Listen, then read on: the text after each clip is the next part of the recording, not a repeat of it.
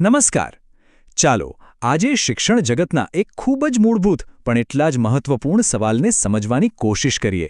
એક એવો સવાલ જે દરેક શિક્ષક અને વિદ્યાર્થીના મનમાં ક્યાંક ને ક્યાંક તો હોય જ છે. અને એ સવાલ છે કે વિદ્યાર્થીઓ આખરે શા માટે શીખે છે? આમ તો આ સવાલ સાંભળવામાં બહુ સીધો સાદો લાગે, ખરું ને? પણ એનો જવાબ ઘણો ઊંડો છે. તમે જ વિચારો, ક્યારેક કોઈ વિદ્યાર્થી પોતાના શોખથી, વિષયમાં રસ હોવાને કારણે જ બધું શીખી લે છે.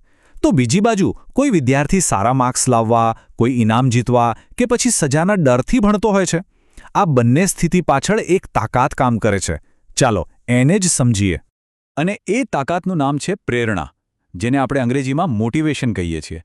શૈક્ષણિક મનોવિજ્ઞાન કહે છે કે આ એક એવી આંતરિક શક્તિ છે જે વિદ્યાર્થીને શીખવા માટે 3 ખૂબ જ જરૂરી વસ્તુઓ આપે છે.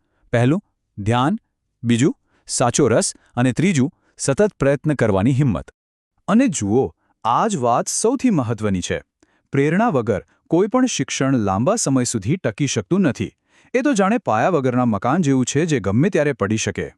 તો હવે એ સમજીએ કે શીખવાની આ ચાલક શક્તિ એટલે કે પ્રેરણા ખરેખર કામ કેવી રીતે કરે છે. શૈક્ષણિક મનોવિજ્ઞાનમાં આ પ્રેરણાને મુખ્યત્વે 2 પ્રકારમાં વહેંચવામાં આવી છે. અને આ 2 પ્રકારોને સમજવા એ વિદ્યાર્થીના વર્તનને સમજવાની ચાવી છે. જુઓ, અહીંયા 2 બાજુ છે. એક છે આંતરિક પ્રેરણા, એટલે કે શીખવાની ઈચ્છા, જ્યારે વિદ્યાર્થીની અંદરથી જ આવે, એને કોઈ બહારથી કહેવાવાળું ન જોઈએ. જેમ કે કોઈ બાળકને વિજ્ઞાનનો પ્રયોગ કરવાની એટલી મજા આવે કે એ જાતે જ કરવા બેસી જાય. અને બીજી બાજુ છે બાહ્ય પ્રેરણા. આ એટલે બહારની વસ્તુઓથી મળતું મોટિવેશન, જેમ કે સારા માર્ક્સ, કોઈ ઇનામ, લોકોની વાહવાહી અથવા તો સજાનો ડર. અહીં શીખવાનો હેતુ જ્ઞાન કરતાં વધુ કંઈક બીજું મેળવવાનો હોય છે.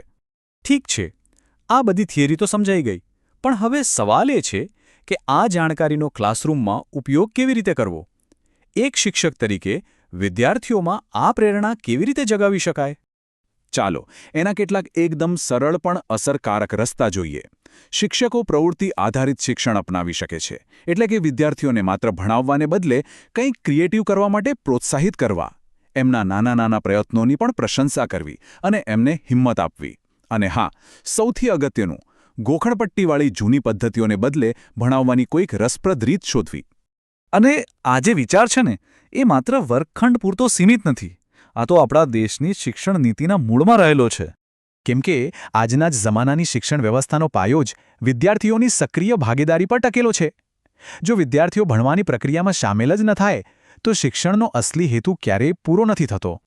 અને આ જ વાતને ભારત સરકારના શિક્ષણ મંત્રાલય દ્વારા લાવવામાં આવેલી રાષ્ટ્રીય શિક્ષણ નીતિ 2020માં પણ ખાસ સમર્થન આપવામાં આવ્યું છે, જે વિદ્યાર્થી કેન્દ્રિત શિક્ષણ પર ખૂબ ભાર મૂકે છે.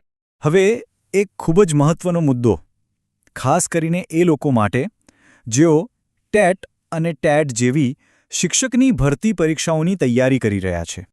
પરીક્ષામાં આ સવાલ સીધો પૂછાઈ શકે છે કે પ્રેરણાના મુખ્ય પ્રકાર કેટલા છે. આ પોઈન્ટ બરાબર યાદ રાખવા જેવો છે. તો એનો જવાબ છે 2. અને એ 2 પ્રકાર કયા છે?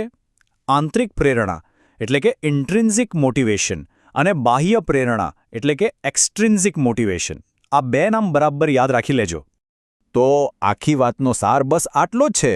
જો શિક્ષણને અસરકારક બનાવવું હોય તો વિદ્યાર્થીની પ્રેરણા સૌથી વધુ જરૂરી છે.